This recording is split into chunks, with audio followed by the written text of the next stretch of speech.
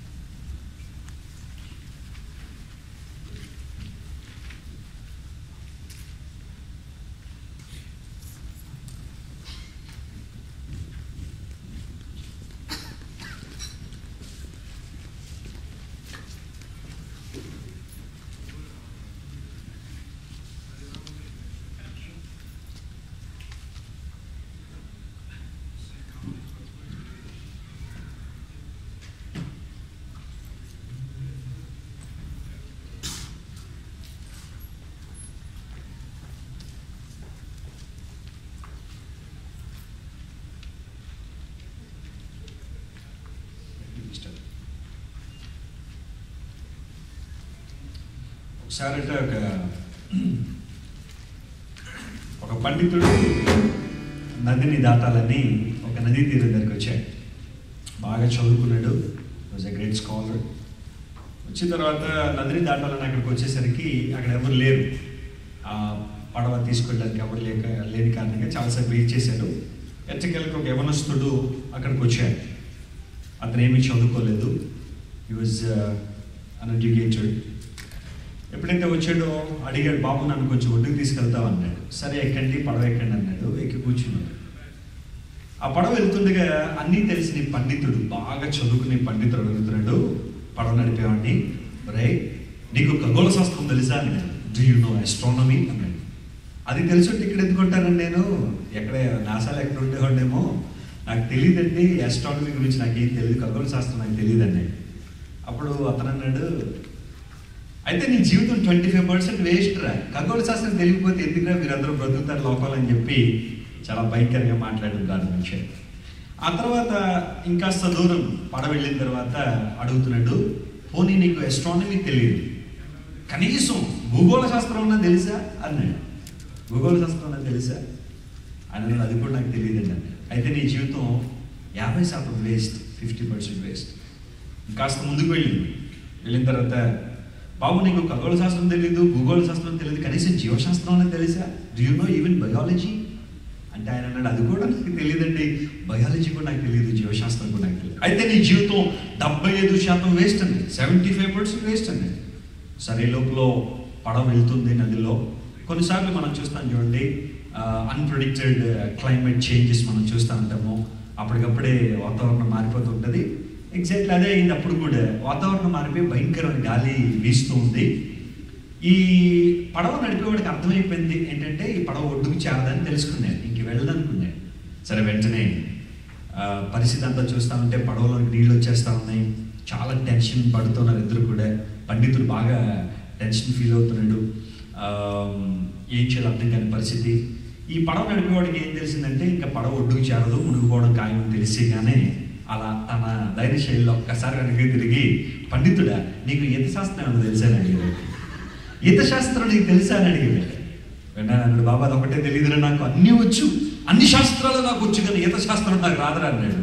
అయితే ఆ వ్యక్తి అన్నాడు, అయ్యా ఇప్పుడు ప్రమాదంలో ఉన్నాము, కష్టంలో ఉన్నాము, నీకు వచ్చిన ఏ శాస్త్రం నేను రక్షిస్తుందో ఒకసారి ఆలోచించాయి. నాకు మాత్రం ఏం తెలియదు కానీ చిన్నప్పటి నుంచి నాకు బాగా ఈత శాస్త్రం తెలుసు, నేను ఈదుకుని ఒడ్డుకి వెళ్ళిపోగలను, ఏ శాస్త్రం రక్షిస్తుందో చూసుకో అని చెప్పి పడవ దూకి ఏమీ తెలీదు అనుకున్న యవనస్తుడికి ఒడ్డుకు వచ్చేసాడు. అన్నీ తెలుసు అనుకున్న పండితుడు ఏమైపోయాడు చెప్పండి? మునిగిపోయాడు. చాలాసార్లు మన జీవితంలో దేవుణ్ణి పక్కన పెట్టి, దైవిక శాస్త్రాన్ని పక్కన పెట్టి, మనకు అవసరమైన దాన్ని పక్కన పెట్టి ఎన్నెన్నో చేయాలనుకుంటాం, ఏదేదో చేయాలనుకుంటాం. కానీ ఒక మాట, సమయం వచ్చినప్పుడు, సందర్భం వచ్చినప్పుడు మనల్ని రక్షించేది ఏదీ లేదు, కేవలం దేవుడు మాత్రమే. దేవుని యొక్క శాస్త్రం, దేవుని యొక్క ప్రేమ శాస్త్రం మాత్రమే మనిషిని రక్షిస్తారు తప్ప లోకంలో ఉన్న ఏది కూడా మనిషిని రక్షించలేదు అనే వాస్తవాన్ని మనం గమనించినప్పుడు దేవుని కృపలో మనం వర్ధిల్లగలుగుతుంటాం. ఈరోజు చూడండి, ప్రపంచం అంతా కూడా మరి రకరకాలైన కార్యాలు చేపట్టడంలో చాలా చాలా బిజీగా ఉన్నారు. తన మునకలు అయిపోయారు. ఏది చదవాలి, ఏం చేయాలి, అది చేయాలి, ఇది చేయాలని. కానీ వాస్తవానికి they are neglect the praises of the Lord. దేవుని సన్నిధిని చాలా మంది నెగ్లెక్ట్ చేస్తున్నారు. అలాంటి వారికి మరి ఇలాంటి చిన్న సందర్భం చాలా ఉపయోగపడుతుంది నేను అనుకుంటున్నాను. చాలాసార్లు మన జీవితంలో ప్రభు కూడా చెప్పాడు, ఒకడు సర్వలోకాన్ని సంపాదించుకుని వారి ప్రాణం పోగొట్టుకుంటే వానికి ఏం ప్రయోజనం అన్నారు కదా. లోకం అంతా సంపాదించుకుని ప్రాణం పోతే, అంటే ఇంగ్లీష్లో సోల్ అన్నాడు, దాన్నే ఆత్మ అందా. మనకి ఆత్మ గురించి ఆలోచించకపోతే లోకంలో మనకి ఎన్నున్న వృధా అని దైవలేఖనం స్పష్టంగా తెలియజేస్తూ ఉంది.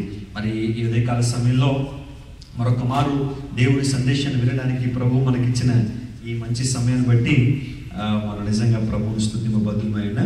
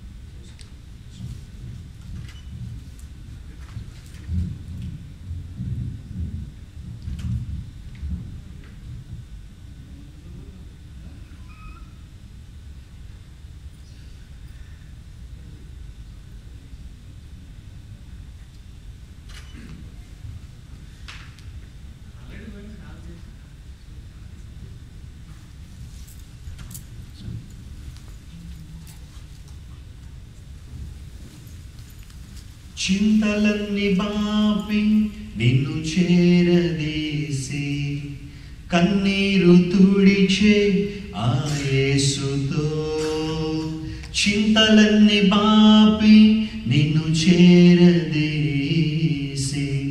కన్నీరు తుడిచే ఆ యేసుతో జీవితమే ఓ దీవెనగా జీవనమే ఆనందంగా బ్రతకాలి నీవు ఎల్లప్పుడూ.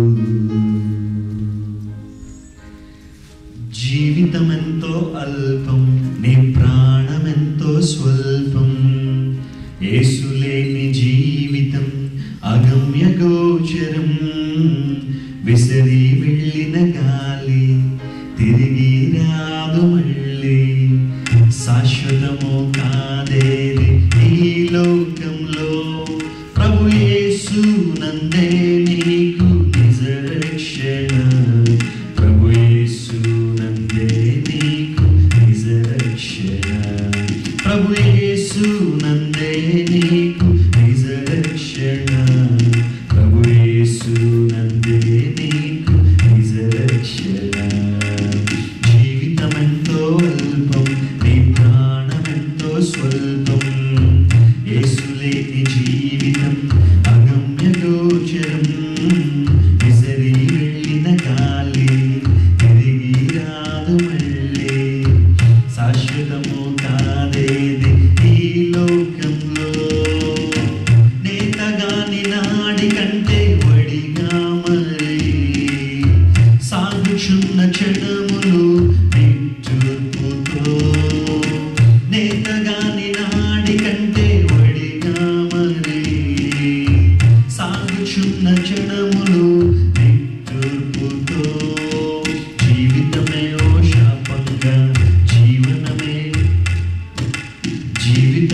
ఓ శాపంగా జీవనమే పోరాటంగా బ్రతుకుచున్న నీకు యేసే శాంతి బ్రతుకుచున్న నీకు యేసే శాంతి.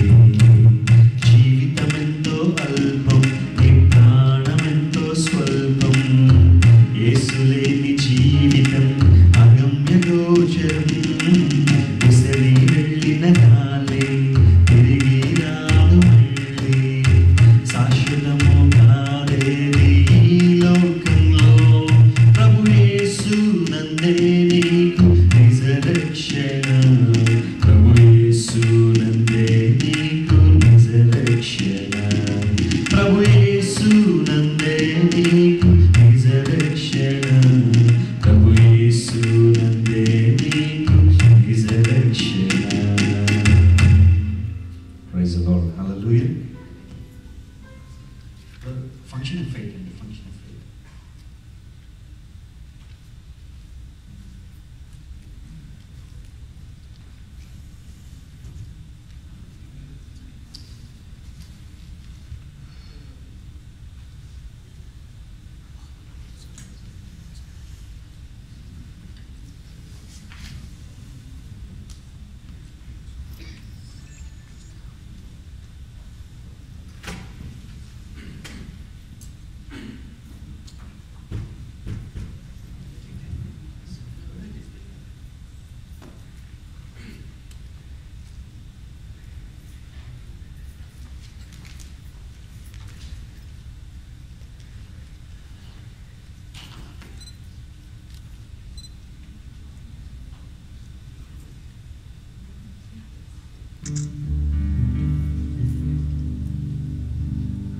ఆరాధనకు యోగ్యుడా నిత్యము స్తుతించెదను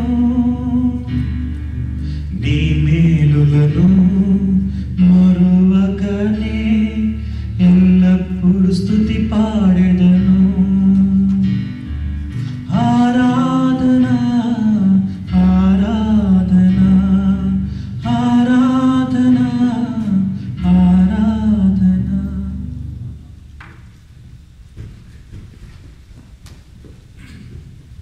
I'm absolutely sorry. మంచిదండి, మరొకసారి ప్రభు చక్కటి సమయాన్ని ఇచ్చాడు. జాగ్రత్తగా ఒకసారి చిన్న స్టోరీని చెప్పి అంశాన్ని ముందుకు తీసుకెళ్తాను. కొన్ని ప్రాముఖ్య అంశాలు ఉదయకాల సమయం ధ్యానం చేయబోతున్నాను. ఒకసారి ఒక వ్యక్తి అరణ్యంలో కూర్చుని బైబిల్ చదువుకున్నాడు, చెట్టు కింద కూర్చుని బైబిల్ చదువుతున్నాడు. ఆ మార్గంలో ఒక atheist who doesn't believe that there is no God, దేవుడు లేడని ఆలోచించే ఒక వ్యక్తి ఆ మార్గంలో వస్తున్నాడు.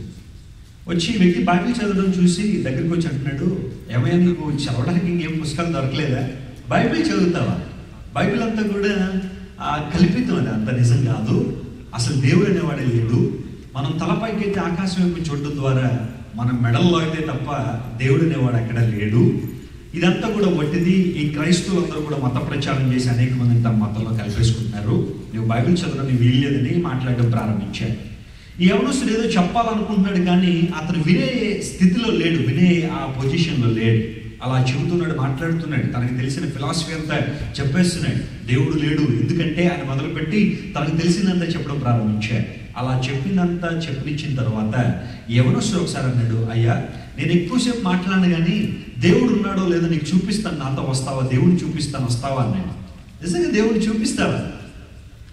దేవుడిని చూపించే ఆ స్థితి నీ దగ్గర ఉందంటే నాతో రండి, నేను దేవుడిని చూపిస్తాను. సరే వస్తాను పదాన్ని చూపిస్తానంటే ఖచ్చితంగా సైన్స్ ఎప్పుడు కూడా ఒక విషయాన్ని చూస్తేనే కానీ నమ్మదు, కాబట్టి నేను చూస్తాను రా అని చెప్పి తీసుకెళ్ళడం ప్రారంభించారు. ఇద్దరు కూడా అడవిలో నడుచుకుంటూ వెళ్ళిపోతున్నారు. సాటి మనిషి జాడ దొరకనంత దూరం తీసుకెళ్ళాడు. అంటే ఏదైనా ప్రమాదం వస్తే, ఇబ్బంది వస్తే మరొక మనిషి యొక్క జాడ దొరకదు, అంత దూరం తీసుకెళ్ళాడు. తీసుకెళ్ళిన తర్వాత ఇదిగో దేవుడిని చూస్తానన్నావు కదా, చూడు అన్నాడు. ఒక చోటకు వచ్చిన తర్వాత దేవుణ్ణి చూపిస్తానని తీసుకొచ్చిన యవనస్తుడు అతనికి చూపించింది దేవుడిని కాదు. ఏం చూపించాడో తెలుసా అండి? కుప్పలు కుప్పలుగా వెండి బంగారు నగలు అక్కడ వేసున్నాయి, మిరుమిట్లు గొలుపుతున్నాయి. వజ్రాలు, రత్నాలు, వైడూర్యాలు, ముత్యాలు, వెండి బంగారు ఆభరణాలు అన్నీ కూడా కుప్పలు కుప్పలుగా వేసున్నాయి. చాలా ఆశ్చర్యపోయాడు. ఈ వ్యక్తి సామాన్యుడు అనుకున్నాను, కానీ ఈ వ్యక్తి సామాన్యుడు కాదు, చాలా కోటీశ్వరుడు. ఇంత ఆస్తి ఇతని దగ్గర ఉందా అనుకుని ఆ బంగారాన్ని చూడగానే ఇతనికి చాలా ఆశ్చర్యం అనిపిస్తూ ఉంది. కానీ మనసులో ఒక సందేహం, దేవుడిని చూపిస్తానని బంగారు నగలు చూపిస్తున్నాడు ఏంటి? దేవుడిని చూపిస్తానని చెప్పి ఈ యొక్క ఆభరణాలు చూపిస్తున్నాడు, సంపదలన్నీ చూపిస్తున్నాడు. అక్కడ ఇంకా మంచి వస్త్రాలు, విలువైన వస్త్రాలు ఇవన్నీ కూడా అక్కడ ఉన్నాయి. చూస్తున్న ఈ వ్యక్తి చాలా ఆనందంతో ఉన్నాడు. ఏదో తెలుసుకుందామన్న ఆసక్తితో ఉన్న టైంలో ఈ యవనస్తుడు మరొక చోటకు పిలిచాడు. ఎలా రండి అని చెప్పి మరొక చోట తీసుకెళ్ళాడు. అక్కడ చూసేసరికి వాస్తవానికి సగటు మానవునికి గుండె నిమిషానికి 72 సార్లు కొట్టుకుంటుంది. ఆ దృశ్యం చూడగానే అతనికి 150 సార్లు కొట్టుకుంటుంది. అతను చూసిన దృశ్యం ఏంటో తెలుసా అండి? జాగ్రత్తగా వినండి. మనుషుల యొక్క అస్థి పంజరాలు, ఎముకలు, పుర్రెలు. The place full of skeletons and dry bones. భయంకరమైన దుర్వాసన వచ్చేస్తాం. అర్థం కాలేదు. ఒక ప్రక్కనేమో వెండి బంగారు నగలు కుప్పలు కుప్పలుగా వేసున్నాయి, మరొక ప్రక్కనేమో అస్థి పంజరాలు, ఎముకలు, ఎండిపోయిన ఆ ఎముకలు ఇవన్నీ కూడా ఉన్నాయి. ఆ రెండు చూసిన తర్వాత ఈ వ్యక్తి దగ్గరికి వచ్చి అడిగాడు, బాబు అసలు నువ్వెవరో తెలుసుకోవచ్చా అనగానే ఆయన చెప్పిన ఆన్సర్ ఏంటో తెలుసా? సరే, ఆయన క్యానిబోల్ అన్నాడు. నేను ఒక మనుషులు తినేవాడిని అన్నాడు. అంటే మీరు ఆలోచన చేయండి, ఆ పొజిషన్లో మనం ఉంటే మన గుండెల్లోంచి కింద జారిపోనేవాళ్ళు కదా. నువ్వు మనుషులు తినేవాడువా? అది కూడా సాటి మనిషి సహాయం దొరకనంత దూరం తీసుకెళ్ళి నేను మనుషులు తినేవాడిని అని చెబితే అసలు ఎదుటి ఆ వ్యక్తి యొక్క ఫీలింగ్స్ మీరు ఆలోచన చేయండి ఒకసారి. అతను సైకలాజికల్గా ఎంత డిస్టర్బ్ అయిపోయింటాడు ఆ టైంలో కదా. ఇంకా వేరే ఛాన్స్ లేదు. ఒకవేళ ఎలుగుబంటి నుండైనా తప్పించుకోవచ్చేమో కానీ మనిషి మాంసం రుచి మరిగిన ఈ నరమాంస భక్షకులను మాత్రం తప్పించుకోలేము.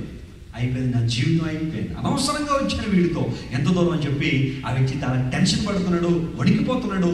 వెంటనే కింద మోకాళ్ళేసి 2 చేతులు జోడించుంటున్నాడు. బాబు నీవెవరో తెలియకుండా ఎంత దూరం వచ్చేసానో తెలుసా? ఎంత దూరం వచ్చేసాను కదా, నాకు తెలిసి నా జీవితంలో చేసిన మొట్టమొదటి తప్పు ఇదే. నీవు తెలియకుండా నీ వెనకాల వచ్చేసాను నేను. అందును బట్టి నేను అడుగుతున్నాను, నేను క్షమాపణ అడుగుతున్నా ఆ పని చేసినందుకు. నన్ను వదిలిపెట్టే భార్య బిడ్డలు కలిగిన వాడిని, చాలా జీవితాన్ని కలిగిన వాడిని. ఇంకెప్పుడు నా జీవితంలో నీ వైపు కన్నెత్తి కూడా నేను చూడను. దేవుడు ఉన్నాడా లేడా, ఆయన ఉంటే ఎక్కడున్నా ఇలాంటి ప్రశ్నలు ఎవరిని అడగను నేను. నాకు బుద్ధి వచ్చింది, ప్లీజ్ నన్ను వదిలిపెట్టి నేను వెళ్ళిపోతాను, వెనక్కి చూడకుండా పరిగెత్తుకుని వెళ్ళిపోతానని చెప్పి ఆ వ్యక్తి ఇంతవరకు చాలా చాలా గట్టిగా మాట్లాడిన ఆ వ్యక్తి ఎదుటివాడు మనుషులు తినేవాడు అని తెలిసేసరికి అతని యొక్క మాటలన్నీ కూడా మారిపోయింది. రిక్వెస్టింగ్ మేనర్లోకి వచ్చేసాడు. మొత్తం అంతా కూడా రిక్వెస్ట్ చేస్తున్నాను, వదిలిపెట్టి అని చెప్పి ఎంతో బ్రతిమాలుతున్నాడు. యవనస్తులు పాపం అతనికి సహాయం చేద్దాం దగ్గరికి వస్తా ఉంటే అతను ఎంత దగ్గరగా వస్తుంటే అంత టెన్షన్ పెరిగిపోతుంది అక్కడ. వెంటనే ఏడుస్తున్నాడు, బాబు నన్ను వదిలిపెట్టేసాను, నేను ఎప్పుడు నీ వంక చూడనని చెప్పి మాట్లాడుతున్నప్పుడు ఆ యవనస్తుడు చెప్పాడు, అయ్యా ఒకసారి పైకి లేవండి, లేచాడు. దేవుడు ఉన్నాడా, దేవుడు ఉంటే ఎక్కడుంటాడు, ఎలా ఉన్నాడు అని అడిగేవు కదా. దేవుడిని తీసుకొచ్చి ఒక బొమ్మలాగా, ఒక విగ్రహంలాగా నీ ముందు నేను నిలబట్టలేను. కానీ ఒక మాట చెప్పమంటావా, దేవుడు ఉన్నాడు కాబట్టి ఈరోజు నువ్వు నా ముందు బతికిపోయావు. దేవుడు ఉన్నాడు కాబట్టి నువ్వు నా ముందు ఇంతవరకు సజీవంగా ఉండిపోయావు. లేకపోతే ఈ పాటికి నీ పరిస్థితి ఎలా ఉండదు తెలుసా? ఈ అస్థిపంజరుడు ఒక్కడిగా నీవు కూడా చేరిపోయేవాడవే. నువ్వు బ్రతుకున్నావంటే కారణం ఏంటో తెలుసా? దేవుడు ఉన్నాడు కాబట్టి నువ్వు బ్రతికిపోయావు అనగానే you had to accept that. Yes, దేవుడు ఉన్నాడు కాబట్టి నేను బ్రతికిపోయాను. నిజమే. ఒకవేళ దేవుడిని తీసుకొచ్చి ప్రియులారా ఒక బొమ్మలాగో విగ్రహంలాగో మనం తీసుకొచ్చి మనం చూపించలేకపోవచ్చు లోకానికి. కానీ ఒక మాట చెప్పమంటారా, మారిన హృదయాలను బట్టే దేవుడు ఉన్నాడని ప్రూవ్ చేయబడుతున్నాడు. మారిన మనస్తత్వాలను బట్టే దేవుడు ఉన్నాడని ప్రూవ్ చేయబడుతున్నాడు. ఇదే కాల సమయంలో yes, there is a great change in Christ Jesus. యేసుక్రీస్తు ప్రభువులోకి మనం వచ్చినప్పుడు మా గొప్ప మార్పును మనం అనుభవించగలుగుతున్నాం.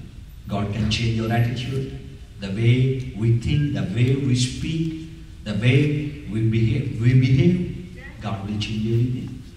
దేవుడు మనల్ని మార్చగలిగినవాడు. అందరూ బట్టే దేవుని వాక్యం దగ్గర ఒక వ్యక్తి ఎప్పుడైతే వస్తూ ఉంటాడో దేవుని వాక్యం కూడా చెప్తుంది, you should humbly accept the word of God which can save you. Humbly accept the word of God, just accept. దేవుని వాక్యాన్ని అంగీకరించడం అంతే. దేవాది దేవునికి వాక్యం మనలో పనిచేస్తుంటారు. సరే, గతించిన రాత్రి the purpose of human life is to be fruitful అనే మాటను గతించిన రాత్రి మనం ధ్యానం చేస్తాం. యేసు ప్రభు చెప్పారు, you did not choose me but I have chosen you to be fruitful so that the heavenly father will be glorified, will be magnified. నిజమైన దేవుడు మహిమ పొందడానికి, మీరు ఫలించడానికి నేను మిమ్మల్ని ఏర్పాటు చేసుకున్నాను. రాత్రి ఫలించడానికి కావాల్సిన సూత్రాలు మనం ధ్యానం చేశాం. We have observed 3 principles to bear fruits. అందులో మొట్టమొదటిది గోధుమ గింజ చనిపోవాలి, రెండవది నీటి కాలంలో ఎవరు నాటబడాలి, మూడవది చీడ పురుగుల విషయం జాగ్రత్త వహిస్తే చక్కగా ఫలిస్తామనే మాట గతించిన రాత్రి మనం ధ్యానం చేసాం. బిలీవర్స్ పర్పస్లో ఫస్ట్ పార్ట్ గతించిన రాత్రి మనం ధ్యానం చేసాం. ఈ రోజున I would like to introduce this topic, we are the letters of God. We are the letters of God. The God has chosen us to be letters of God. దేవుని యొక్క పత్రికలుగా మనం జీవించడానికి, దేవుని యొక్క ఉత్తరాలుగా జీవించడానికి దేవుడు మనం ఏర్పాటు చేసుకున్నాడు. చూడండి, letter conveys a message of that author. am I right? Letter conveys a message of that author. ఎవరైనా ఒక ఆథర్ లెటర్ రాసాడు అనుకోండి, ఆ వ్యక్తి యొక్క భావాలు, అతని యొక్క అనుభవాలన్నీ కూడా ఆ ఉత్తరం క్యారీ చేస్తూ ఉంటుంది. అందులో బట్టి లెటర్ రైటింగ్ అనేది చాలాసార్లు మనం చూస్తున్నాం కదా. దేవుని వాక్యాన్ని జాగ్రత్త మనం పరిశీలన చేస్తే దేవుని వాక్యం కూడా చెబుతుంది, the believers purpose is to be the letters of almighty God. నిజమైన దేవుని యొక్క పత్రికలుగా బ్రతకాలని దేవాది దేవుడు మనల్ని కోరుకుంటున్నాడు. అందును బట్టి ఆ పోర్షన్ మనం చదవగలిగే వరకు beloved brother and sister చదివారు పోర్షన్ అంతా కూడా. 2 Corinthians chapter 3 verse 3. I would like to read it again. 2 Corinthians chapter 3 and verse 3. You show that you are a letter from Christ, the result of our ministry, written not with ink, but the Spirit of the living God, not on tablets of the stone, but on tablets of human heart. Tablets on human heart. మెత్తని హృదయముల మీద రాయబడి ఉండి, దేవుని ఆత్మ ద్వారా రాయబడి ఉండి, ప్రజలందరి చేత చదవబడుతున్న క్రీస్తు పత్రికలు మీరు కారా అనే మాట తెలుగులో మనం చూస్తున్నాం. You are the letter of God. We are the letters of God, written not by ink, but by the Spirit of the living God, not on tablets of the stone or tables of the stone, but on tables of the human heart. మనిషి యొక్క హృదయాల మీద రాయబడుతున్న పత్రికలు. ప్రియులారా, జాగ్రత్త మనం ఆలోచన చేస్తే, look at this city. This is the city Corinth. Corinth అనే పట్టణం ఇప్పటికీ కూడా గ్రీస్ అనే దేశంలో ఉంది. గ్రీస్ అనగానే మనకు గుర్తొచ్చేది అనేది జ్ఞానము, the knowledge and wisdom. Philosophy అనేది గ్రీక్ లో నుండి వచ్చింది. చాలా మంది philosophers, Greek philosophers, they impacted the world. ఈ కొరింథ్ అనే పట్టణం అలాంటి టైంలో చాలా అభివృద్ధి చెందిన పట్టణంగా కనబడుతుంది. We are talking about the history of the first century. మొదటి శతాబ్దం చరిత్ర మనం చూస్తున్నాం. ఇప్పుడు ప్రజెంట్ సిచ్యువేషన్ ఇది కొరింథ్ అనే పట్టణం ఇప్పటికి ఇక్కడ గ్రీస్ లో ఉంది. ఏథెన్స్ కి దగ్గరలో క్రేత్ అనే ఒక వాటర్ ఉంటుంది. క్రేత్ వాటర్ దగ్గరలో ఈ కొరింథ్ అనే సిటీ మనకు కనబడుతూ ఉంది. ఈ సిటీలో ఉన్న పరిస్థితులు ఏంటంటే, వాస్తవానికి apostle Paul before his conversion he was a blasphemer, persecutor, killing the church. సంఘాన్ని హింసిస్తూ చాలా భయంకరంగా జీవిస్తున్న అపోస్తలుడైన పౌలు దేవుని యొక్క ఆత్మ ద్వారా వెలిగించబడి డెమస్కస్ గేట్ దగ్గర he encountered Jesus at the time, and he was totally changed by the power of Lord Jesus Christ. And God appointed Apostle Paul as a great servant. Apostle పిలువబడిన వాడుగా, ఏర్పరచబడినవాడుగా అపాయింట్ చేయబడిన తర్వాత the vision of Apostle Paul is to start churches in some places where the sin has been increased. పాపం ఎక్కడైతే భయంకరంగా పెరిగిపోయిందో ఆ ప్రాంతాల్లో సంఘాన్ని స్థాపించాలి, సంఘము ఉండాలి అన్న ఉద్దేశంలో అపోస్తలుడైన పౌలు ఈ ప్రాంతాలను కూడా ఎన్నుకొని సువార్త ప్రకటించడం ప్రారంభించారు. జాగ్రత్తగా మనం ఆలోచన చేస్తే the book of Acts chapter 18 మనం చూస్తే అక్కడ కొరింథు సంఘ స్థాపన జరిగింది. The church was established in Corinth according to the Bible, Acts chapter 18 verse 7. ఆ ప్రాంతంలో కొరింథు పట్టణంలో సంఘం స్థాపించబడిన తర్వాత నీలా నాలా కొంతమంది ప్రజలు ఆ సంఘంలో చేర్చబడ్డారు, సభ్యులుగా ఉన్నారు. So they adapted the laws of God, they adapted the love of God. దేవుని ప్రేమను, దేవుని నియమ నిబంధనలను వారు అడాప్ట్ చేసుకున్నారు, అనగా వారు దేవుని ప్రకారం జీవించడం ప్రారంభించారు. కానీ when we observe the situation of that city of Corinth is something very dangerous. అదేంటంటే ఆనాటి టైంలో చాలా భయంకరమైన కార్యాలు ఈ ప్రాంతంలో జరుగుతున్న కొరింథు పట్టణం అంతా కూడా ఆనాటి టైంలో బాగా అభివృద్ధి చెందిందేమో. చాలా మంది బాటసారులు, యాత్రికులు ఆ ప్రాంతానికి వస్తుండేవారు. ప్యాగన్ ట్రెడిషన్స్, ప్యాగన్ కల్ట్స్ ఇవన్నీ కూడా బాగా అక్కడ డెవలప్ అయిపోతూ ఉండేవి. అందును బట్టి the church is suffering lot because of that operation of the world people. ఆ ప్రజలందరూ కూడా ఈ సంఘాన్ని హింసించడం ద్వారా, ఆపరేట్ చేయడం ద్వారా వీళ్ళందరిలో చాలా కన్ఫ్యూజన్స్ ఉంటా ఉండేవి, చాలా ప్రశ్నలు ఉండిపోయినాయి. ఓకే, ఈ లోకాన్ని విడిచి, లోక స్నేహాన్ని విడిచి, లోక బంధాలు విడిచి మేము యేసు ప్రభువుని అంగీకరించాం. కాకపోతే ఇప్పుడు మేము ఏం చేయాలి? Why God has chosen us? Why he appointed us? దేవుడు మమ్మల్ని ఎందుకు ఎన్నుకున్నాడు, ఎందుకు మమ్మల్ని ఏర్పాటు చేసుకున్నాడు, అవి ఇంకా మేము ఎక్కువగా తెలుసుకోవాలనుకుంటున్నామని కొరింథు పట్టణంలో ఉన్న క్రైస్తవులు చాలా మంది అపోస్తలుడైన పౌలుకి ఉత్తరాలు రాయడం ప్రారంభించారు. అందుకుగాను అతను రాస్తున్న సమాధానాలు ప్రియులారా జాగ్రత్తగా మీరు గమనించండి. ఈ కొరింథు పట్టణంలో ఆనాటి టైంలో రిచువల్ ప్రాస్టిట్యూషన్ జరుగుతూ ఉండేది. అంటే అర్థం ఏంటంటే ఆనాటి టైంలో ఒక కొండ ఆ ప్రాంతంలో ఉండేది. కొరింథులో ఒక ఎత్తైన దుర్గాన్ని వారు ఏర్పాటు చేసుకుని దాని మీద ఒక దేవతను ప్రియులారా వారు ప్రతిష్ఠించారు. నూడ్ గాడెసెస్ అంటారు. ఆ నగ్న దేవతను ప్రతిష్ఠించి వారు అక్కడ ఏం చేస్తుండేవారంటే ఆ దేవతకు సాక్రిఫైస్ ఇవ్వడానికి, లేకపోతే ఆఫరింగ్ ఇవ్వడానికి వాళ్ళు ఏం చేస్తుండేవారంటే భయంకరమైన ప్రాస్టిట్యూషన్, అడల్టరీ చేస్తుండేవారు, వ్యభిచారం చేస్తుండేవారు. అలా చేయడం వారు ఆ దేవతకి ఇచ్చే నైవేద్యంగా భావిస్తుండేవారు. వావి వరుసలు లేవు, ఆ వరుస అవుతుందా లేదా అక్కర్లేదు, చిన్న పెద్ద తేడా అక్కర్లేదు. ఆ కొండ మీదకి వెళ్ళిపోయి భయంకర పాపం చేస్తే ఆ దేవత ప్రసన్నం అవుతుంది, తద్వారా మా కోరికలను తీర్చబడతాయి, తద్వారా మేము రియాలిటీలోకి వస్తాము, తద్వారా మేము దీవెన పొందుతామని ఆ కొరింథు పట్టణస్థులందరూ కూడా ఆలోచన చేసి అక్కడికి వెళ్ళి చాలా భయంకర పాపం చేస్తుండేవారు. అంటే లీగల్ అడల్టరీ ఆ ప్రాంతంలో జరుగుతూ ఉండేది అనమాట. రిచువల్ ప్రాస్టిట్యూషన్ ని వారు ఆఫరింగ్ గా భావిస్తున్న ఆ భయంకర సమాజంలో God elected few people to live for him. ఆయన కోసం జీవించడానికి కొంతమందిని దేవుడు ఏర్పాటు చేసుకున్నాడు. ఇప్పుడు చూడండి, సంఘం చాలా చిన్నది, కొద్ది మంది ఉన్నారు. లోకం చాలా పెద్దది, ఎక్కువ మంది ఉన్నారు. వీరందరూ కూడా వీరిని హింసిస్తున్న విధానాల్లో, వీరిని వారు మాట్లాడుతున్న విధానాలకు కొరింథు పట్టణస్థుల్లో చాలా మందికి సమాధానాలు లేక అపోస్తలుడైన పౌలు అడుగుతున్నారు, అయ్యా, as you are the established of the church, as you establish the church, we need to know few things from you. అందును బట్టి అపోస్తలుడైన పౌలు కూర్చున్నాడు. ఈ సంఘానికి ఉన్న అనుమానాలు, సందేహాలు ఇవన్నీ కూడా నివృత్తి చేయడానికి అపోస్తలుడైన పౌలు ఒక అద్భుతమైన విషయాన్ని రాయడం ప్రారంభించారు. So the letters to Corinth is the answers from the servant of God for the specific issues and the confusions that are faced by the people in the city Corinth. ఆ ప్రాంతంలో ఉన్నప్పుడు కొరింథు పట్టణంలో ఈ దావీదును ఉత్తరం రాస్తున్నాడు. ఆయన ఉత్తరం రాస్తూ చాలా సార్లు కొరింథు పత్రికలో నేను చూస్తా ఉంటే ఈ సంఘం యొక్క బాధ్యత, విశ్వాసిక జీవితాన్ని చాలా స్పష్టంగా తెలియజేశాడు. యు ఆర్ అనే మాట ఎక్కువ సార్లు మెన్షన్ చేయడం ద్వారా apostle Paul has strengthened the church over there. అక్కడ ఉన్న సంఘాన్ని బలపరిచాడు చాలా సార్లు. ఈ ప్రత్యేక సమయంలో we are the letters of Christ in this pagan world. We are the letters of Christ in this contaminated world అనే మరొక బాధ్యతను అపోస్తలుడైన పౌలు మనకి తెలియజేస్తున్నాడు. చూడండి, ఒక మాట మీరు వినుంటారు కదా, జనరేషన్ వై అనే మాట మీరు విన్నారండి ఎప్పుడైనా? Generation Y. Yes, okay, very good. So generation Y అంటే ఏంటి? మరి మిగతా జనరేషన్ ఏంటి అని ఆలోచన చేస్తే లెట్స్ అబ్జర్వ్ దిస్ వన్. ఒకవేళ వీళ్ళు ఎవరైనా 1946 కంటే ముందుగా పుట్టుంటే, అంటే బిఫోర్ 1946 కనుక మీరు పుట్టుంటే ఆ జనరేషన్ ఏమని పిలిచారంటే సైలెంట్ జనరేషన్ అని పిలిచారు. The generation which was born before 1946 they were called as silent generation. Right. ఆ తర్వాత 1946 నుండి 1960 వరకు పుట్టిన generation, the generation between 1946 to 1960 they have been called as baby boomers. Baby boomers అంటే అర్థం ఏంటంటే సెకండ్ వరల్డ్ వార్ తర్వాత పుట్టిన వాళ్ళు అందరూ బేబీ బూమర్స్ అనమాట. రైట్. సెకండ్ వరల్డ్ వార్ మనకు తెలుసు కదా, 1939 నుంచి 1945 6 years జరిగింది. ఆల్మోస్ట్ 5,90,00,000 మంది చనిపోయారు. $291 బిలియన్ లాస్ట్ నష్టం జరిగింది. ప్రపంచం అంతా పోరాడేసుకున్నారు.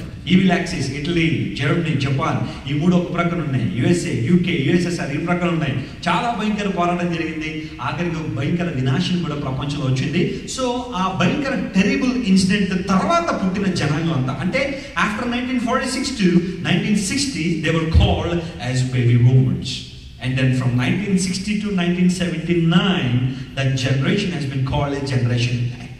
Generation X. I don't know the meaning of Generation X, but I want to tell you, after 1980 the generation has been called Generation Y.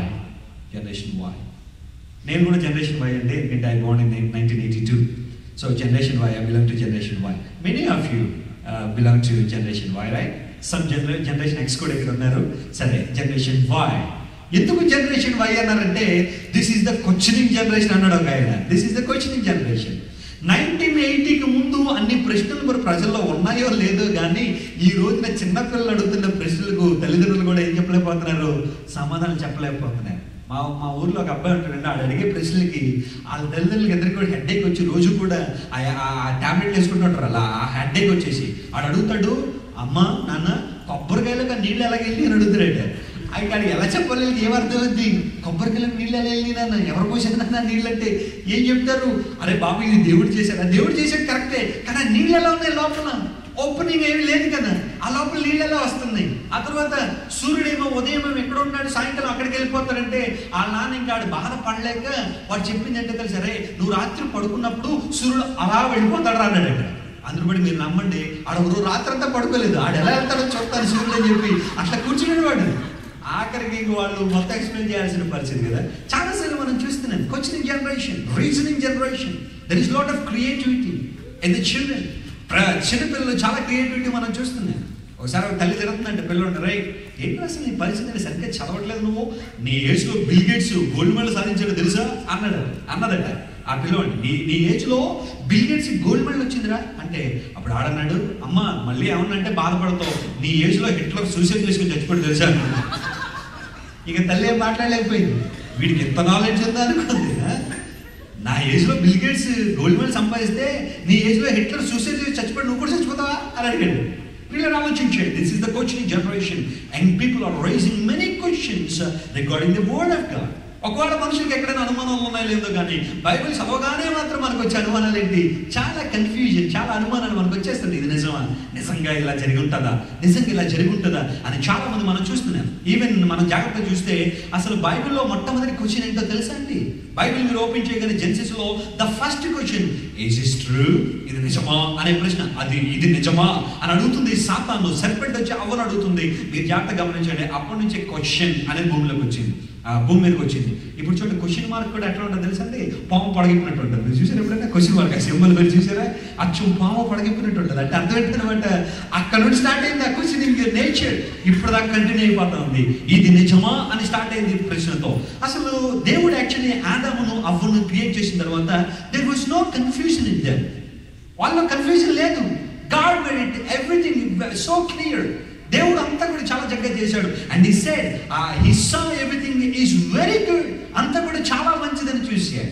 కానీ కన్ఫ్యూజన్ స్టార్ట్ అయిపోయింది సాతానుతో. The devil tries to confuse us each and every time. That's why we are living in generation Y at this moment. Many questions have been raised regarding the word of God, regarding the greatness of the Bible and the deity of Lord Jesus Christ. ఈ రోజున యేసుక్రీస్తు ప్రభువు దైవత్వం మీద ఎన్నెన్నో ప్రశ్నలు ప్రపంచంలోకి వచ్చేస్తున్నాయి. Generation Y. మేబీ ఆ ఫస్ట్ జనరేషన్ లో కూడా, అనగా ఫస్ట్ సెంచరీలో కూడా Corinthians they raised many questions.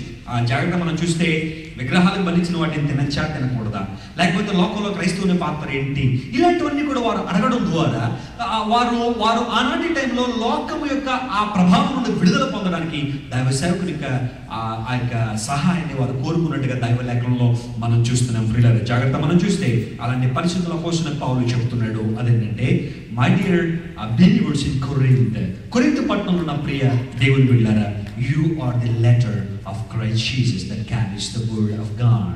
దేవుని యొక్క ప్రేమను, ఆయన యొక్క కృపను క్యారీ చేసే లెటర్ మీరే, so that people can read you each and every time. God has appointed you to be the epistle of Lord Jesus, to be the epistle of Lord Jesus Christ. దేవుని యొక్క పత్రిక మీరు ఉండాలని దేవుడు ఏర్పాటు చేసుకున్నాడు. Maybe that is referring to you and me as well this morning.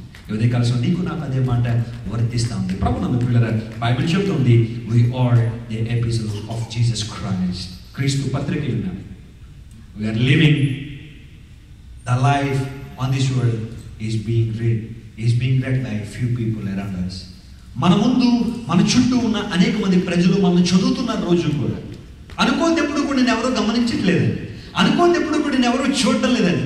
somewhere somehow someone is just following you. ఎవరో ఎక్కడో ఎప్పుడో ఒక చోట నిన్ను గమనిస్తూనే ఉన్నారు. అంటే నీ జీవితం ఒక పత్రికగా వారు చూసుకుంటున్నారు, నిన్ను ఆలోచన చేస్తున్నారు, వారు నిన్ను చదువుతున్నారు అనగా నీకు తెలియకుండా నీ జీవితంలో చాలా మంది ఇన్ఫ్లుయెన్స్ చేస్తూ ఉంటారు.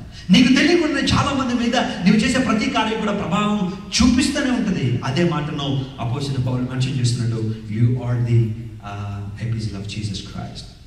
ఎవరో మెమరీలో నువ్వు ఎప్పుడు కూడా ఫీడ్ అవుతూనే ఉన్నావు. somebody is watching you somewhere sometime.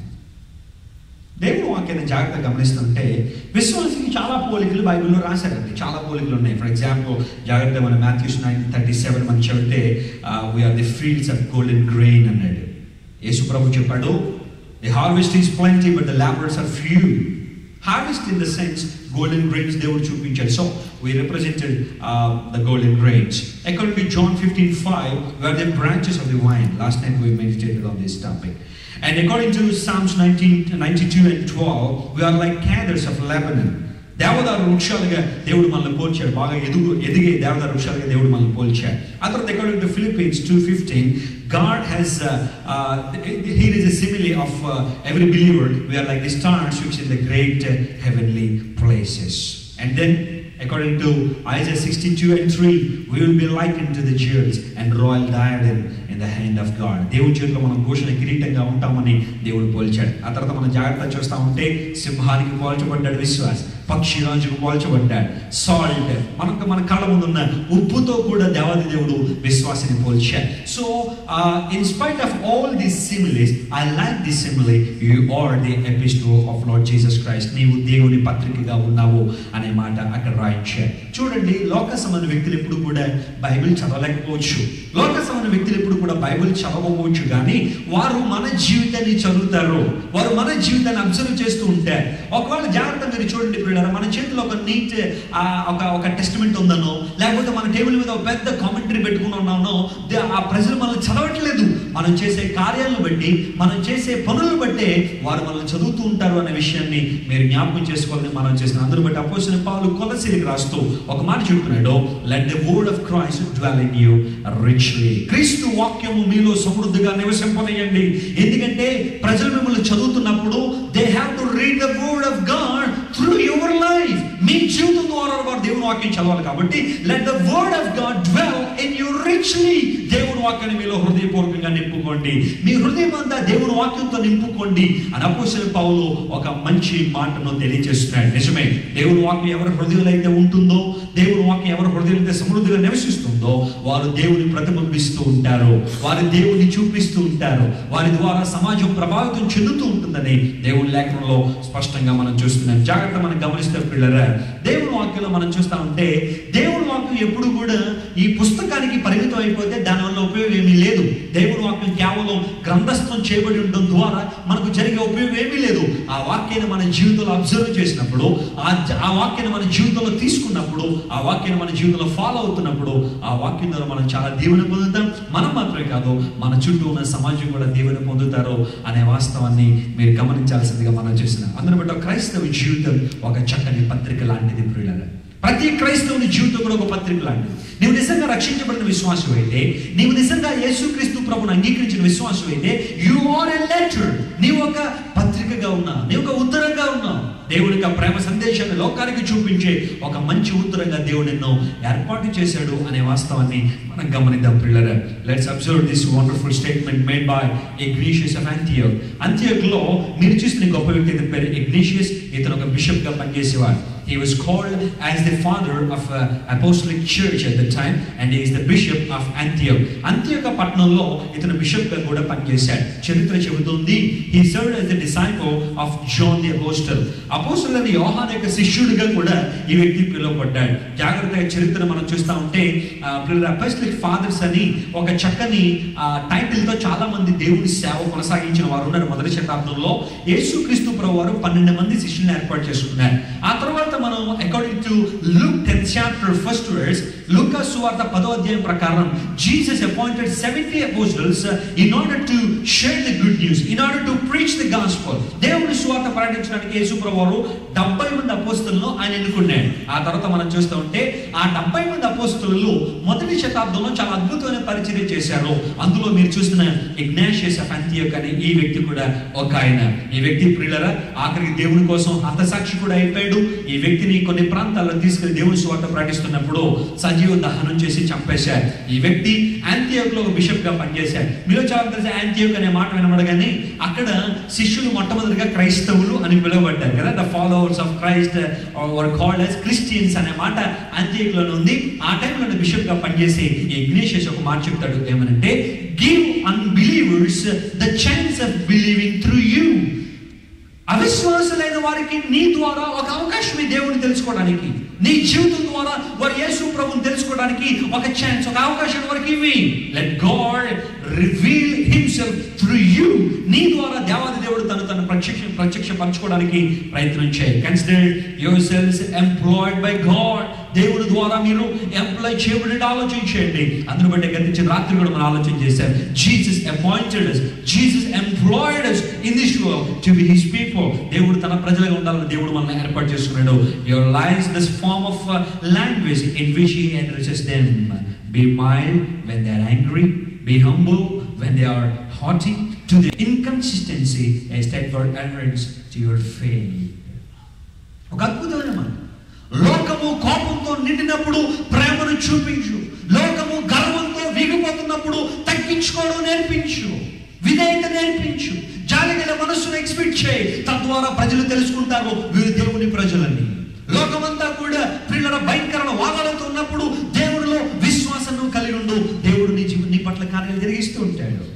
ఆనాటి టైంలో ఇగ్నేషియస్ ఈ మాట చెప్పడం మాత్రమే కాదు, ఆ ప్రాంతంలో దేవుడి స్వార్థ బహుగా ప్రకటించి ఇగ్నేషియస్ దేవుడి కోసం సాక్షి అయిపోయాడు. ఫస్ట్ సెంచరీలో ఒక మంచి మూమెంట్ అండి. చాలా అద్భుతం, విప్లవం రగిలిపోయింది.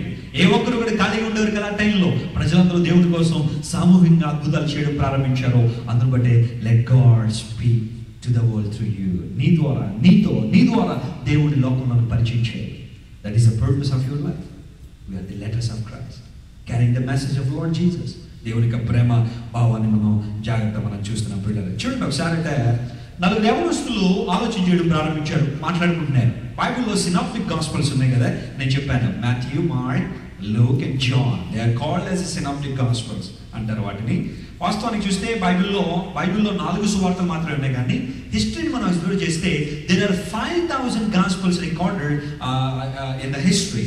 యేసు ప్రభు జీవిత చరిత్రను క్యారీ చేస్తున్న 5000 సువార్తలు ఈ రోజు భూమి మీద ఉన్నాయి. చాలా సువార్తలు ఉన్నాయి. కానీ వాటిలో 4 మాత్రం పరిశుద్ధాత్మ దేవుడు బైబిల్లో ఉండడానికి అనుమతించాడు. కారణం ఆ 4 సువార్తల్లో maximum the life of Jesus cover అయిపోయింది. మొత్తం అంతా కూడా ఆయన బర్త్ నుండి రెసరెక్షన్ వరకు కూడా ఆయన ఎందుకు ఈ లోకానికి వచ్చాడో అదంతా కూడా 4 సువార్తలు స్పష్టంగా తెలియజేస్తుంది. కాబట్టి పరిశుద్ధాత్మ దేవుడి 4 సువార్తలను అనుమతించాడు. కానీ చరిత్రలో 5000 సువార్తలు ఉన్నాయి.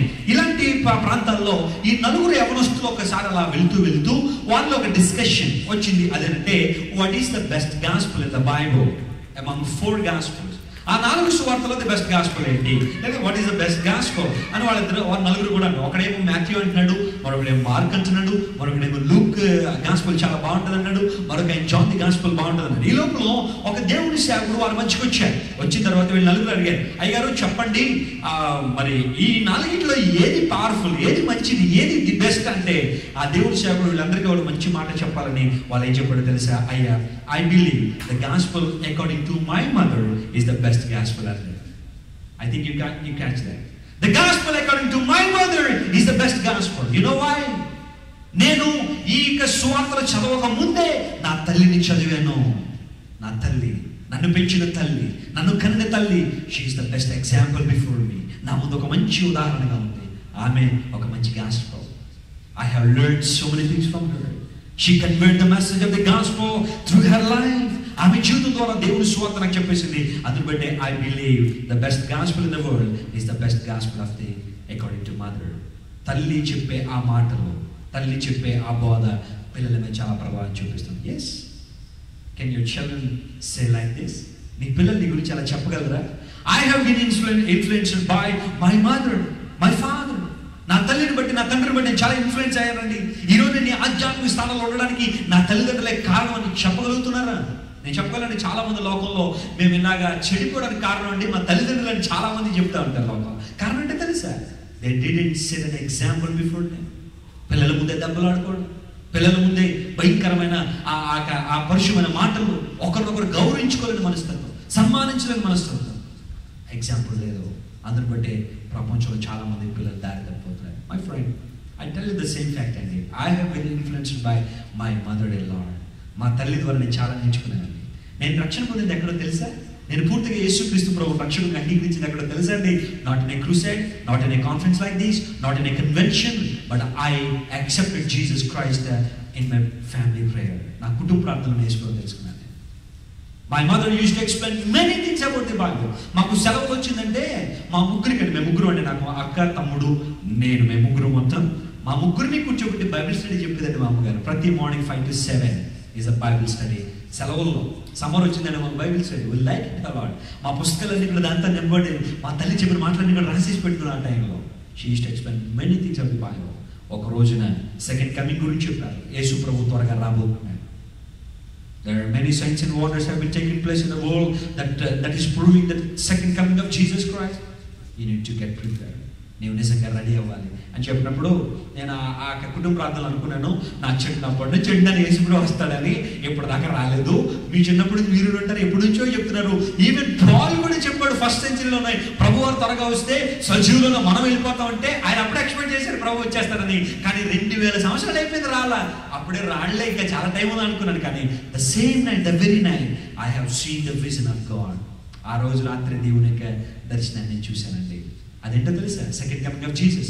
యేసు ప్రభు వారు మహా వెలుగుతో మధ్యాకాశం అన్నప్పుడు పరిశుద్ధులందరూ కూడా రెక్కలు కట్టుకుని తెల్లటి వస్త్రాలు వేసుకుని పైకి వెళ్ళిపోతున్నారు. నేను చూస్తున్నాను, వాళ్ళందరూ కూడా అలా ఆకాశంలోకి ఎగిరిపోతా ఉంటే నేను కూడా ఎగరాలనుకుంటున్నాను, కానీ నేను ఎగరలేకపోతున్నాను. కారణం అంటే తెలుసా? నా వస్త్రాలు చాలా మురికిగా మలినంగా ఉన్నాయి.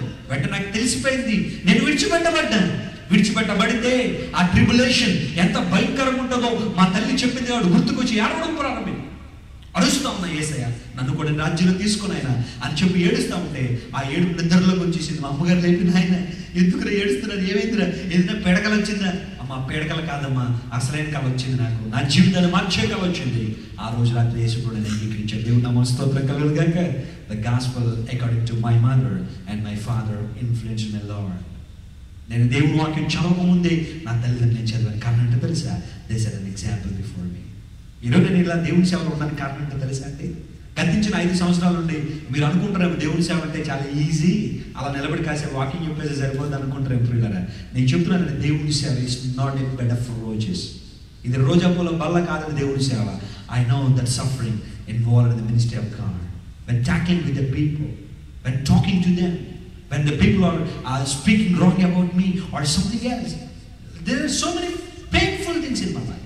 But even though I stood for God, because my parents had set an example before me.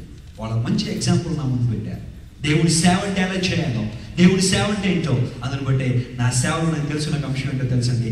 There will be no encouragement in the ministry of God, but you need to have a personal commitment towards God. దేవుడి సేవలో ఎవరు encourage చేయరని ఎప్పుడు కూడా.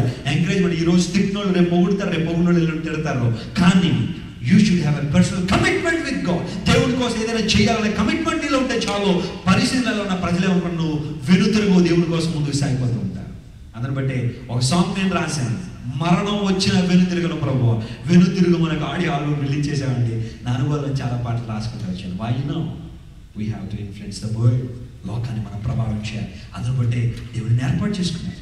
ఊరకనే దేవుడిని ఏర్పాటు చేసుకోవాలి. ఊరకనే నీ కోసం యేసు ప్రభు కల్వరిలో రక్తాన్ని కార్చలేదు. There is reason behind everything that God has done for you, just to see you as a letter of God. అందుని బట్టి ఒక మాట నాకు చాలా తెలుసండి, the parents life is a children's textbook. The parents life is a children text book. తల్లిదండ్రులు ఇక్కడ చాలా మంది తల్లిదండ్రులు ఉన్నారు. మీరే మీ పిల్లలకు పాఠ్య పుస్తకాలు మీరుంటే చాలా విషయాలు చదువుతారా అనుకోవచ్చు. అందుని బట్టి ఒక ఓల్డ్ సేయింగ్ ఉందండి, నాకు చాలా ఇష్టం అది. అదేంటంటే, he who sins before a child sins double అన్నాడు. He who sins before a child sins double. పిల్లల ఎదుట ఏదైనా తప్పు చేస్తేనంట అది రెండంతల తప్పు అన్నాడు. కారణం అంటే తెలుసా, పిల్లలు దాన్ని ఇమిటేట్ చేస్తుంటారు కదా, ఇమిటేషన్ పిల్లలు ఉంటారు. తల్లిదండ్రులు ఏం చేస్తుంటారు, పిల్లలు కూడా అదే చేస్తారు. మా నాన్నగారు చిన్నప్పుడు మా ముందు చాపేసి మోకాళ్ళను ప్రార్థన చేస్తూ ఉంటే నేను మా అక్క మా తమ్ముడు ముగ్గురు కూడా వెళ్ళిపోయి చిన్నప్పుడు బాగా ముగ్గురు మా నాన్నగారు చుట్టూ చేరి మేము కూడా మోకాలు వేసి ప్రార్థన చేస్తుంటాం. మా నాన్నగారు లెటర్ రైటింగ్ ఎక్కువ రాస్తారు. ఇప్పటికీ కూడా ఒక మంచి హ్యాబిట్ మా నాన్నగారికి. మాకు రోజు కూడా లెటర్లకి చాలా డబ్బులు ఖర్చు అయిపోతుంటాయి. మా నాన్నగారి గతించిన 30 సంవత్సరాల సేవలో పరిచయం అందరికీ కూడా ఉత్తరాలు రాస్తూ ఉంటారు. అందులో ఖచ్చితంగా 2-3 రెఫరెన్స్లు ఉంటాయి. ఎలా ఉన్నారమ్మా, ఈ వాక్యాలు ధ్యానం చేయండి అని ఉత్తరాలు రాస్తూ ఉంటారు. ఆయన రోజు కూడా మధ్యాహ్నం ఆ ఉత్తరాలు రాయడం స్పెండ్ చేస్తూ ఉంటే మాకు కూడా రైటింగ్ బాగా అలవాటు అయిపోయింది. మా అక్క మంచి ఆర్టికల్స్ రాస్తుంది మ్యాగజైన్లో. మ్యాగజైన్ చాలా మంచి ఆర్టికల్స్ రాస్తుంటుంది. ఆ ఆర్టికల్స్ చదువుతూ ఉంటే ఒక ఫీల్, ఆ హృదయంలో ఫీల్ కలుగుతూ ఉంటుంది అనమాట. ఆ సన్నివేశాలకి మనం వెళ్ళిపోతుంటాం. ఆ రైటింగ్ స్కిల్స్ అనేది ఎక్కడ నుంచి వచ్చినట్టే మా ఫాదర్ నుండి నేర్చుకున్నాను. అంటే మై ఫాదర్ హ్యాస్ ఇన్ఫ్లుయెన్స్డ్ మీ. నన్ను, మా అక్కను, మా తమ్ముడిని బాగా ఇన్ఫ్లుయెన్స్ చేశారు లెటర్ రైటింగ్ ద్వారా. నిజమే, చాలాసార్లు parents life is a children text book. What ever you do before your children, they will follow that. They will imitate you. If you love God more than anything, they will love God. నీవు దేవుని ప్రేమిస్తే వాళ్ళు కూడా దేవుని ప్రేమించి నేర్చుకుంటారు. If you SIT down in the presence of the lord, they will SIT together. They will praise God. They will worship. Yes, my friends, your life is being read by your children. ఒక చిన్న విషయం గమనించండి. ఒకసారి అయితే ఒక మామిడి తోటలో ఒక చిన్న పిల్లవాడు వెళ్ళి చెట్లకి కాయలు కోసేస్తున్నాడు. సాధారణంగా ఇది చాలా చిన్నగా అనిపించచ్చు, కానీ కొన్ని ప్రాంతాలు ఈ మామిడి ఆ కాయలు దొంగిలించడానికి చాలా మంది వెళ్తూ ఉంటారు మామిడి తోటలోనికి. సరే ఒక చిన్న పిల్లవాడికి కాయలు కోస్తా ఉంటే ఈ లోపల ఆ గాడ్ లేకపోతే ఆ తోట మన వచ్చాడు. రే ఏంట్రా కాయలు కోసేస్తున్నావు, మీ నాన్నగారితో చెప్తాను జాగ్రత్త అన్నాడు. చెప్పుకుంటూ చెప్పు, నాకేం భయం లేదన్నాడు. అదే మీ నాన్నగారంటే భయం లేదని కంటే ఎందుకు భయపడాలి, మా నాన్న పక్క చెట్టు మీద ఉన్నాడు అన్నాడు. మా నాన్న పక్క చెట్టు మీద విసిగి ఉన్నాడు. ఇద్దరు ఒకే విజన్లో ఉన్నారు, అందులో తప్పే లేదు. అందులో నేను భయపడాల్సిన అవసరం లేదు.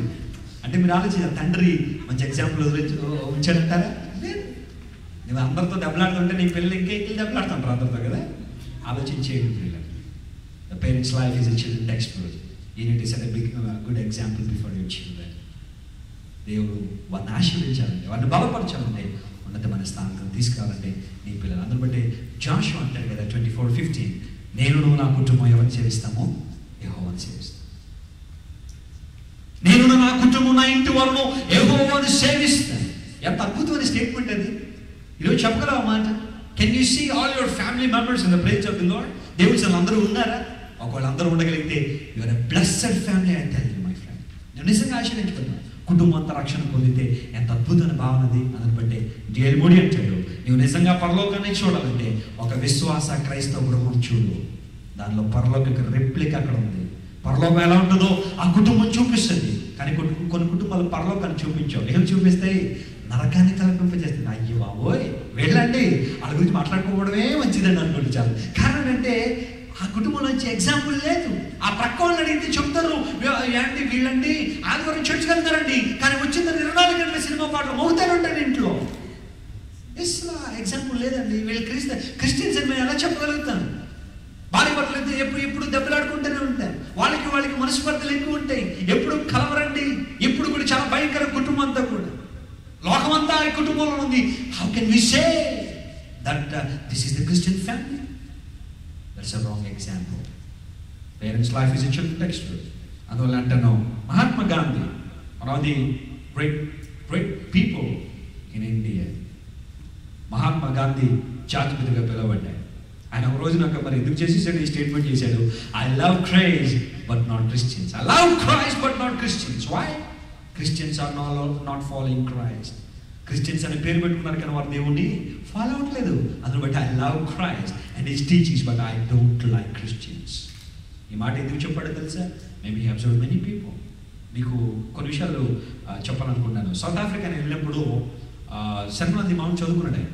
సెర్మన్ ఆన్ ది మౌంట్ ఎప్పుడైతే ఆయన చదివాడో కన్నీళ్ళు కాచాడు, ఏడ్చేశాడు. ఏడ్చి ఒక మాట చెప్పాడు, భూమి పుట్టింది మొదలుకునేంత వరకు కూడా ఇంత అద్భుతమైన ప్రసంగం చేసిన వాళ్ళు ఎవరు లేరు, ఓన్లీ జీసస్ క్రైస్ట్. యేసు ప్రభు ఒకడే ఇంత అద్భుతమైన ప్రసంగం చేశాడు. నిజంగా ప్రాక్టీస్ కనుక చేయగలిగితే ఈ ప్రసంగాన్ని, just sermon on the Mount కనుక ప్రాక్టీస్ చేయగలిగితే he will be called as a good Christian, ఒక మంచి క్రైస్తవునిగా పిలువబడతాడు. కానీ I have been observed many Christians and many people they are not following Christ. They are claiming that they are Christians but they are not following Christ. నిజమైన క్రీస్తు బిడ్డలుగా వారు లేరు. వారు క్లెయిమ్ చేసుకున్నారు క్రిస్టియన్స్ అని, కానీ వారు క్రైస్తవులు కాదు. సౌత్ ఆఫ్రికాలో ఒక చర్చ్కి వెళ్ళాడంటే ఆ పాస్టర్తో మాట్లాడుతూ, pastor I want to be baptised, నాకు బాప్టిజం కావాలని అడిగాడు. వెంటనే పాస్టర్ అయినా తెలుసా, అప్పుడు రేసిజం ఎక్కువ ఉండేది కదా, నల్ల వాళ్ళకి తెల్ల వాళ్ళకి పడేది కాదు. సౌత్ ఆఫ్రికాలో చాలా ఎక్కువ ఉండేది. నెల్సన్ మండేలా పోరాటం వరకు కూడా మరి కార్యాలయం కూడా ఎక్కువ ఉండేవి. అలాంటి మహాత్మా గాంధీ ఆయన ఇల్లు అడిగితే ఆయన అన్న నీకు బాప్టిజం ఇవ్వదని అడిగాడు.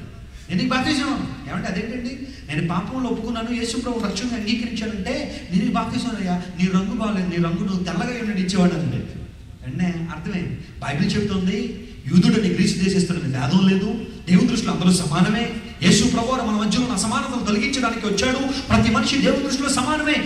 ప్రతి ఒక్కరు కూడా దేవుడికి చాలా కావాల్సిన వాడు. బైబిల్ చెప్తా ఉంటే ఈ పాస్టర్ అంటే నేను బాప్టిజం అంటాడు అని చెప్పి మీరు నమ్మడం కూడా చరిత్ర చెప్తుంది. మహాత్మా గాంధీ ఆ నదిలోకి వెళ్ళి తన చేయి తన మీద పెట్టుకుని, దాన్ని సెల్ఫ్ ఇమర్షన్ అంటే సెల్ఫ్ బ్యాప్టిజం తీసుకున్నాడు. చేయి తన మీద పెట్టుకుని, ప్రభువు నాకు బాప్టిజం ఇవ్వడానికి ఎవరు లేరు, నాకు నేనే తీసుకున్నానని చెప్పి ఆయన బాప్టిజం తీసుకున్నాడు ఆ ఇంట్లో. అందువల్ల అప్పుడు అది చెప్పన్నాడు, I love Christ and Lord but I don't like Christians. Why?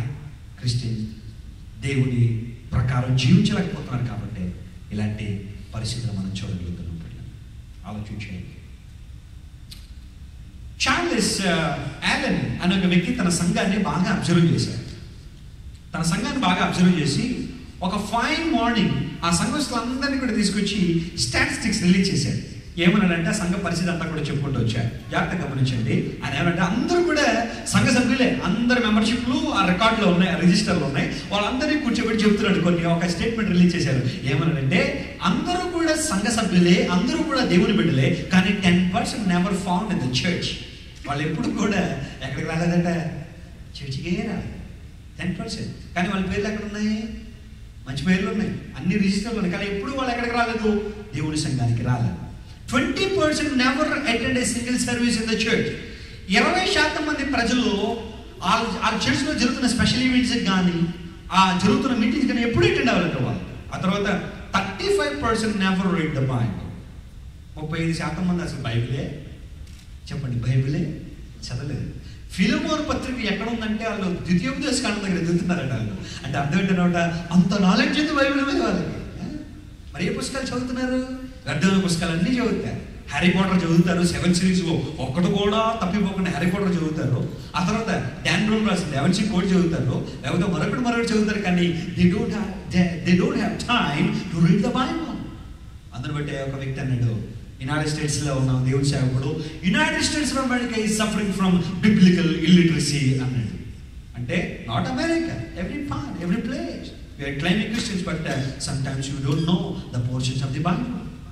దేవుడు లోకమును ఎంతో ప్రేమించును ఎక్కడ ఉందంటే ఖచ్చితంగా మత్తయి సువార్తలో ఉందంటది అనుకుంటాం అని కదా. ఎస్, చాలాసార్లు 35% నెవర్ రీడ్ ద బైబిల్.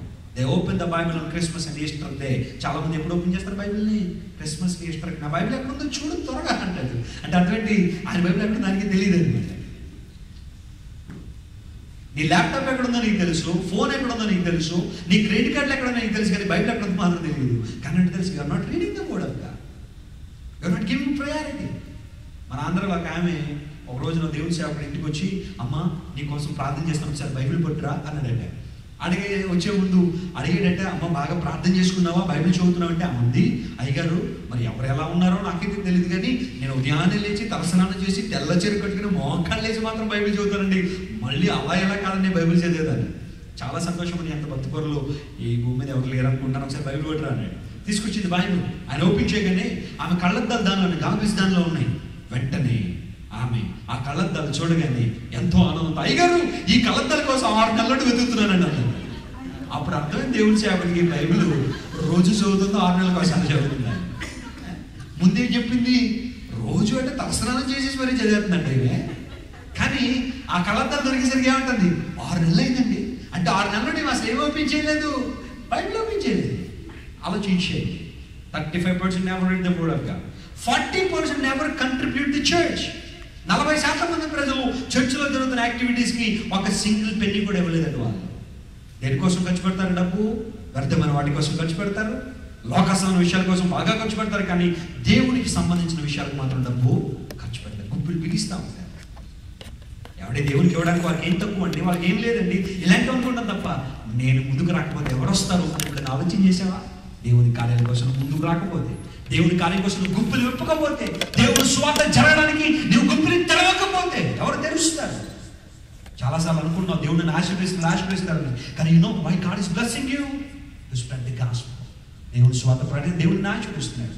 నీకు ఇచ్చే ఉద్యోగం, నీకు ఇచ్చిన స్టేటస్ మరొకరికి ఇచ్చి ఉంటే పరిస్థితి ఎలా ఉండేది ఆలోచన చేసేవాడైనా. Maybe they may do lot of work for God. దేవుని కోసం బాగా చేసేవాడు. God is blessing you not to enjoy the pleasures of this world, to spread the gospel in the world. 60% never study the biblical material. Bible is around like biblical material ఏం చదువుతారు వాళ్ళు. 60% ఎవరు కూడా biblical material చదవలేదు. Bible పుస్తకాలు, biographies కానీ autobiographies కానీ దేవుని సంబంధ పుస్తకాలు చదవలేదు. 75% never involved in the church activities. 75% మంది సింపుల్గా వాళ్ళు వచ్చి కూర్చుని వెళ్ళిపోవడం తప్ప ఎప్పుడు కూడా చర్చ్ యాక్టివిటీస్లో వాళ్ళు ఏం చేయలేదు, పాల్గొనలేదు. అంటే మనం కూర్చుని వెళ్ళిపోవడం కాదు, దేవుడు మనం పిలిచింది దేవుని కోసం ఏదైనా ఒకటి చేయాలి. నువ్వు ఒక చైర్ తీసి అక్కడ పెట్టగలిగావా దేవుని చదువు? ఎప్పుడైనా అలా చేయగలిగితే నువ్వు నిజంగా ఆశ్రయించబడినావు. కొంతమంది అనుకుంటారు, ఏమంటే నేను దేవుని చదువుకి వస్తానండి, నా బెల్బోర్డ్ ఫ్యాన్ నలగకూడదు అనుకుంటారు కొంతమంది. నా పట్టు చేతి నలగకూడదండి, దేవుని చదువు నలగాలి, దేవుని చదువు అరగాలి. నువ్వు దేవుని కార్యాలు చేయడంలో నీవు నీ శక్తిని దాచుకోవడానికి వీల్లేదు. దేవుని కోసం నీ శక్తి దేవునికి ఇవ్వగలుగుతున్నావా? నీ టాలెంట్స్ దేవునికి ఇవ్వగలుగుతున్నావా? 75% never involved in church activities. They are simply coming and sitting and going. Who will do the work of the Lord? దేవుని పరిచర్య ఎవరు చేస్తారు? దేవుని మందసాన్ని ఎవరు మోస్తారు? దేవుని కార్యాలు ఎవరు చేస్తారు? దేవుని నేను చేతులు కట్టుకుని కూర్చుంటే 85%, సారీ అక్కడ 5 అని పడింది. 85% never invite anyone to the church. 85% మంది కనీసం మరొకరు ఎక్కడికి తీసుకురాలేదంటే, కనీసం ఇన్వైట్ చేయలేదు. తీసుకురావడం చాలా సంగతి. అసలు ముందు ఇన్వైట్ చేస్తే వాళ్ళు ఒక 4 సార్లు చెప్తే 5వ సార్లు వస్తారా? అసలు ఇన్వైటే చేయకపోతే వాళ్ళు ఎట్లా వస్తారు? 85% never invite anyone to the church. 95% never won a single soul for God. 95% మంది కనీసం ఒక్కళ్ళు కూడా ప్రభు దగ్గర తీసుకురాలేకపోయారు. ఎందుకోసం ఆయన కలువరిలో మరణించాడు, ఆయన మన కోసం రక్తం కాచాడు, ఆ విషయాన్ని మనం మర్చిపోతున్నాం. మీరు సర్వలోకానికి వెళ్ళండి, సర్వ సృష్టికి సువార్త చెప్పండి, అందరినీ కూడా బాప్తిజం ఇవ్వండి, నా శిష్యులుగా చేయండి. యేసుతో మన భుజాల మీద మంచి బాధ్యతలు పెడితే 95% of the church never won a single soul. ఒక్కరిని కూడా ప్రభు కోసం కలవలేకపోయారు. బట్ ఇంట్రెస్టింగ్లీ 100% ఎక్స్పెక్టేషన్ పరలోకానికి వెళ్ళిపోవాలి. 100% expect to go to heaven. ఇందులో మాత్రం ఏం తప్పు లేదు కదా. 100% మంది ఎక్కడికి వెళ్ళిపోవాలండి? ఆ సంఘ రిజిస్టర్లో ఒక్కసారి రిజిస్టర్ అయిపోతే తిన్నగా ఎక్కడికి వెళ్ళిపోయింది. నేను కూడా పరలోకంలో జీవగ్రంథంలో రాయించేసుకున్నానండి. 100% మంది పరలోకానికి వెళ్ళిపోవాలనుకున్నారు, కానీ అందులో ఎంత లొసుగులు ఉన్నాయి మీరు చూపుతున్నారు. My friend, that's why the people are saying we love Christ but we don't love Christians. But I tell you my friend, నిన్ను చూసినప్పుడు ప్రజలు ఎలా అనాలి? I love Christ because of her. I love Christ because of our godly living. ఆమె యొక్క ప్రేమపూర్వకమైన జీవితాన్ని బట్టి, దైవికమైన జీవితాన్ని బట్టి నేను క్రీస్తును ప్రేమించగలుగుతున్నాను. లోకం నీ గురించి చెప్పగలిగితే you came to the purpose. You are in the purpose of God. నువ్వు దేవుని యొక్క పర్పస్ లో ఉన్నావు. ఇదే దేవుని వాక్యం చెప్తుంది. I have appointed you to be the letters of Christ. Yes. మన జీవితంలో గొప్ప కృప మనం ఉండాలి. అదే మాట మరొకసారి కొంచెం ముందు తీసుకెళ్ళి George Muller One of the remarkable servants of God from UK, England దేశంలో అద్భుతమైన పరిచయం జార్జ్ ముల్లర్, ఆయన ఒక మాట చెప్పాడు, as you read the Bible people of this world read you. నువ్వు బైబిల్ చదువుతుంటే ప్రజలే ఎవరిని చదువుతారు? మనం చదువుతారు. When you carry the Bible people will read you. నిన్ను చూస్తుంటారు, నిన్ను గమనిస్తుంటారు. The way you talk, the way you speak, the way you think, the way you behave. నువ్వు చేసే ప్రతి కార్యం కూడా గమనిస్తుంటారు. మనం చదువుతున్న బైబిల్కి మన బిహేవియర్కి సంబంధం ఉందా లేదా చూస్తారు. అందుకని జార్జ్ ముల్లర్ అన్నాడు, లివ్ లైక్ ఏ క్రైస్ట్. దేవుని ప్రకారం జీవించాలి, క్రీస్తు ప్రకారం జీవించాలి. అందుబట్టే ఎఫెషియన్స్ 5:1 బైబిల్ చెప్తామండి, కావలి మీరు ప్రియులైన పిల్లల వలె దేవుని పోలి నడుచుకుని క్రీస్తు మిమ్మల్ని పరిమళవాసన ఉండడానికి తన తాను అప్పగించుకున్నాడు. Why Jesus had to die on the cross of Calvary? To give us a life